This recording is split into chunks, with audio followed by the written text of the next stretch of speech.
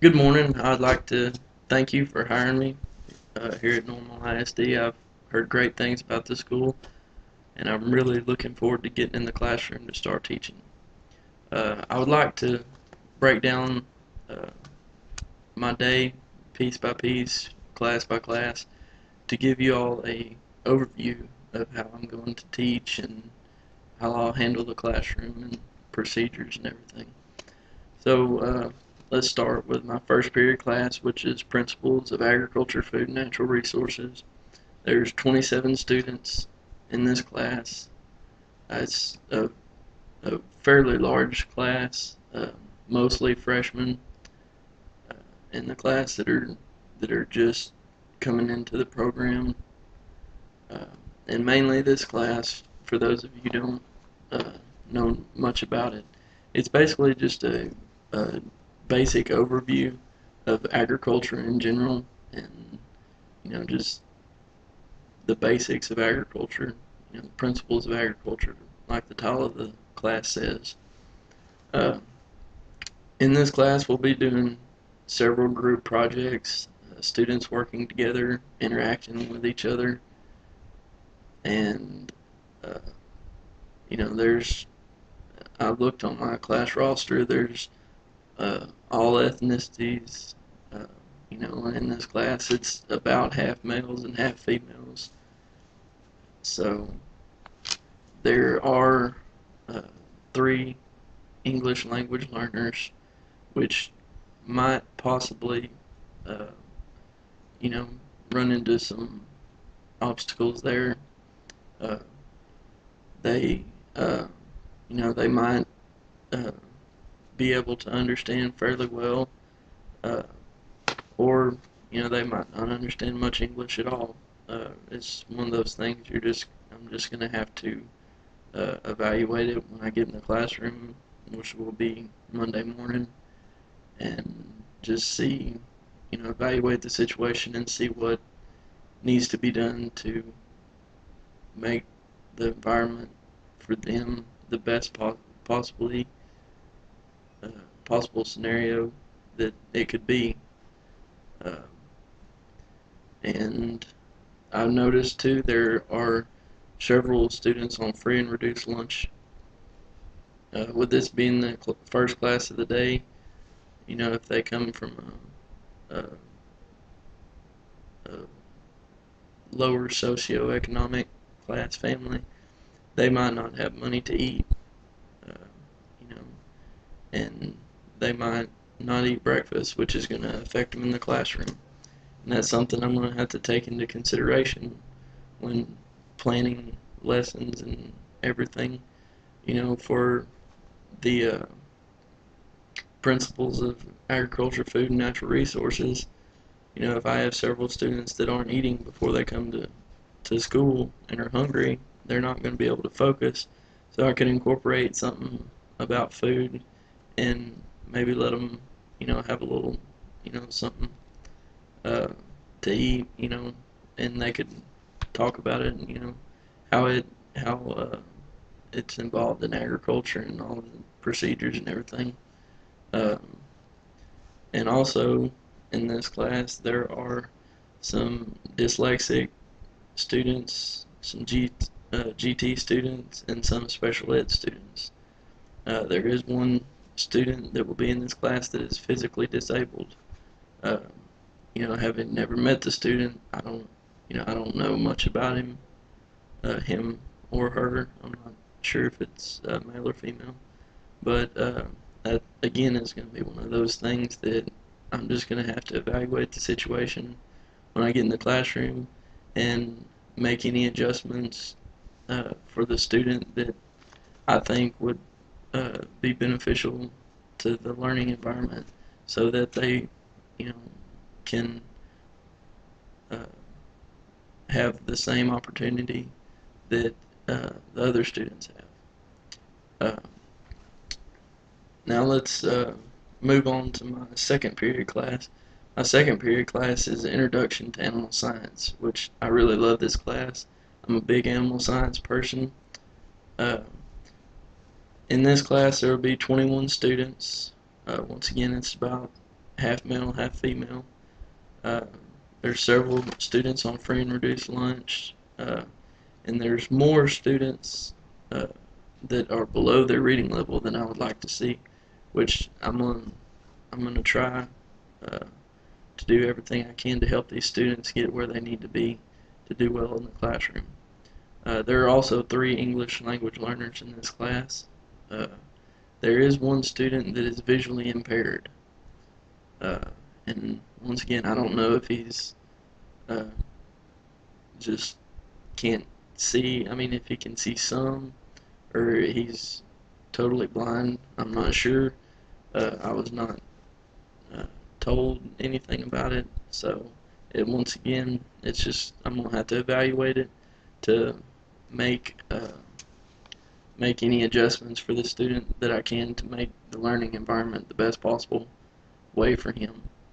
Uh, in this animal science class, we're going to do several projects, group projects, uh, dealing with all different species of animals that are involved in agriculture, anywhere from goats, lambs, uh, horses, cattle, uh, anything and everything that is raised in the United States that is sold for people to consume.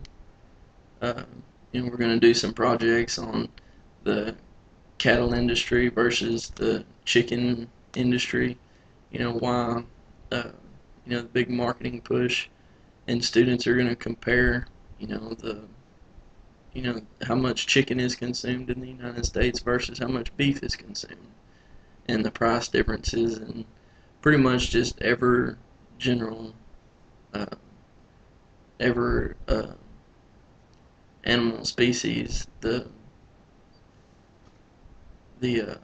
industry involved, and how they're compared to others, and the students are gonna work together, and just to learn about the animal industry, everything involved in it, uh, from big time operations to small operations, and the percentages of each in the United States.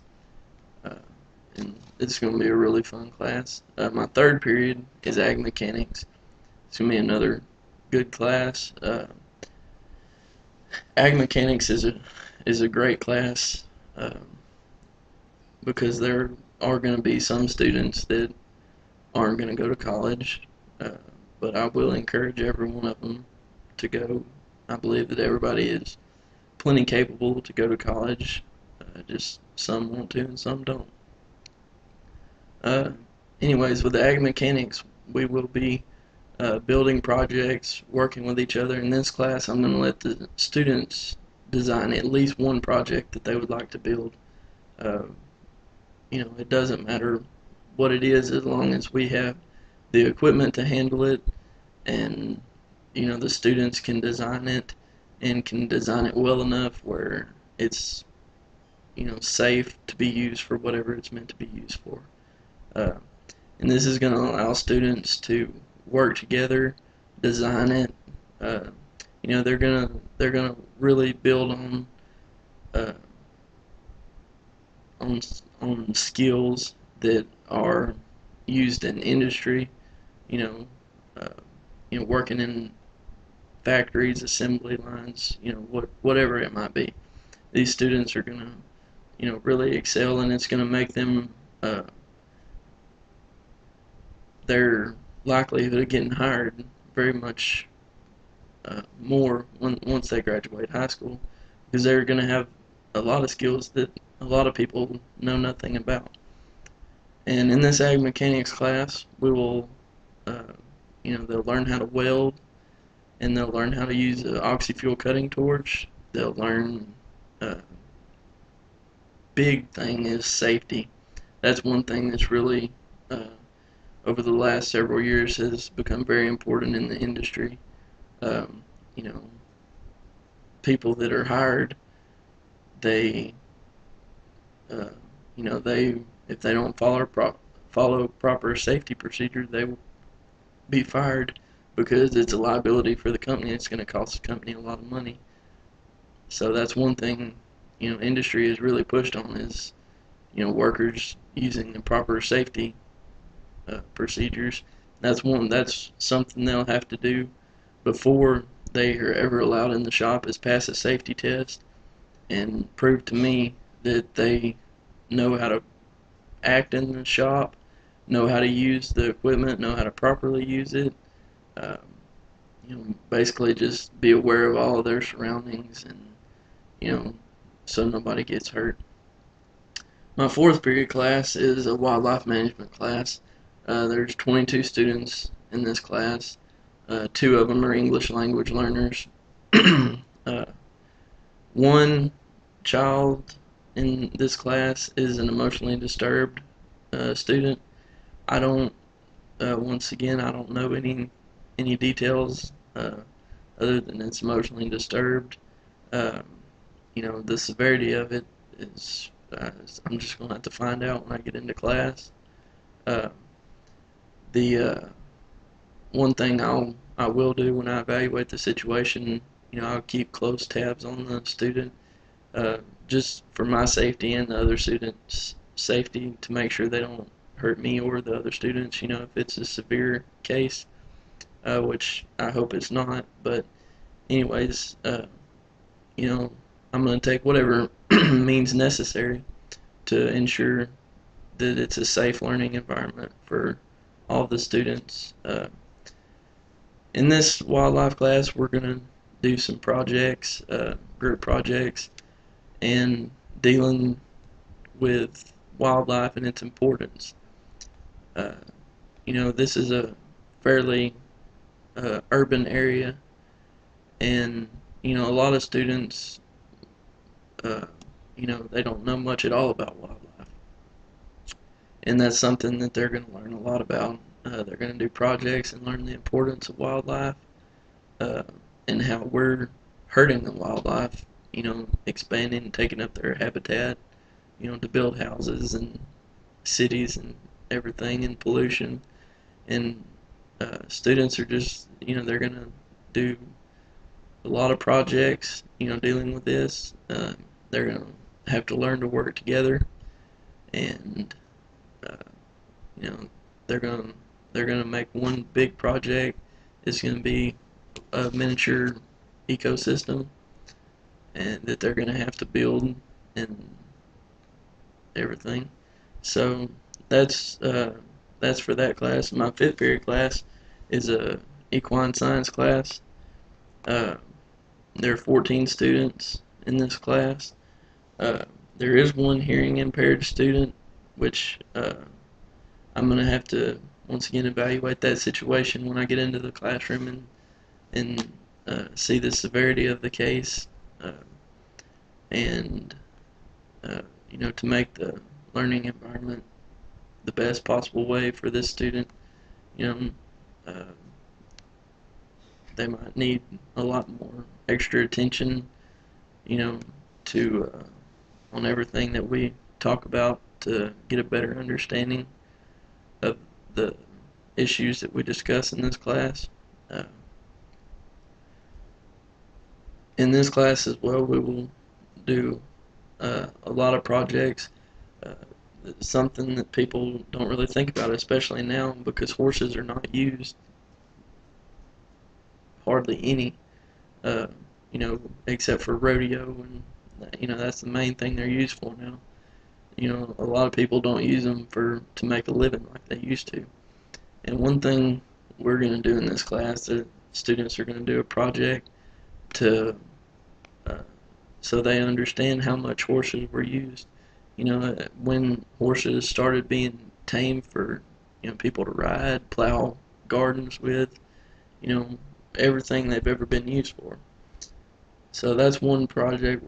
There's numerous others that we're going to do, so students can educate themselves about particular events that have occurred over uh, past several centuries that horses have been used. So, anyways, that's my kind of a brief overview of my schedule. Uh, like I said, I'm really looking forward to getting in the classroom, I'm going to be there Monday morning. Uh, so, anyways, once again I thank you all for hiring me. Uh, I hope I can make y'all proud. I'm going to do the best I can. Anyways, thank you again for your time, and I hope y'all have a great day.